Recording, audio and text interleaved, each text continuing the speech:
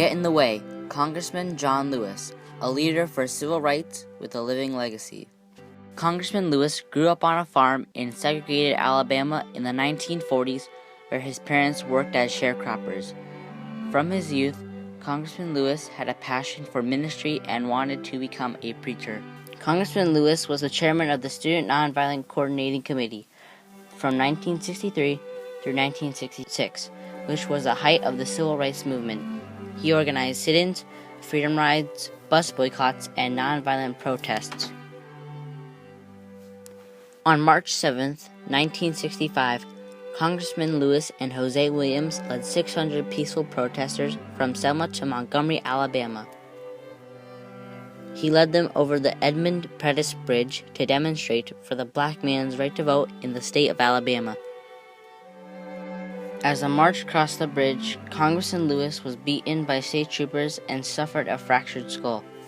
This day was so violent it became known as Bloody Sunday.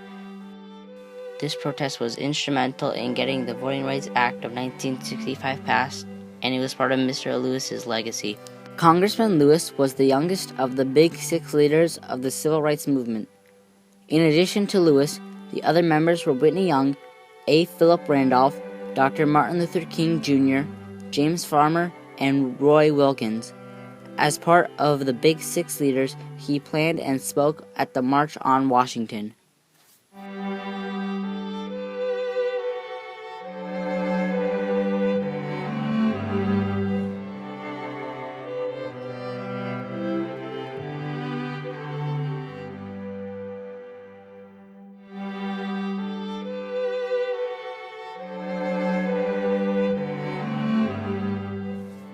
Congressman Lewis serves as a United States Congressman for the 5th District of Georgia. He is dedicated to the right to vote, nonviolence, and equality. I had the honor of meeting and speaking with Congressman Lewis and discussing his leadership and legacy. Did you go to a segregated school? Growing up, I attended a segregated school. It was overcrowded, poorly staffed. Elementary school was not that far from my home. I could walk to the elementary school. But when I went to middle school, we were bused on an old ragged, broken down bus past the white school. And during my entire years in elementary, middle school, high school, it was all segregated. What was the political climate like before you decided to take action? Well, in the South, and out of the deep South, places like Alabama, in Georgia, in Mississippi, it was a climate of fear. People lived in fear. They were afraid. But Martin Luther King Jr. and others inspired people not to be afraid. They have to be hopeful and optimistic and believe that they could bring about change. What was the one event that made you take action? Well, when I was growing up as a young child in rural Alabama, 50 miles from Montgomery, we would visit a little town called Troy. It was only 10 miles from my home. And I saw those signs that said white in color. I saw the water fountain. We couldn't go into a drugstore. We go to the lunch counter and get a Coca-Cola, a milkshake. You go downtown to the theater. You had to go upstairs to the balcony, and all of the little white children went downstairs. And I didn't like it. And I would ask my mother, my father, my grandparents why. They would say, "That's the way it is. Don't get in the way. Don't get in trouble." But Dr. King inspired me. Rosa Parks inspired me to take action, and that's exactly what I did.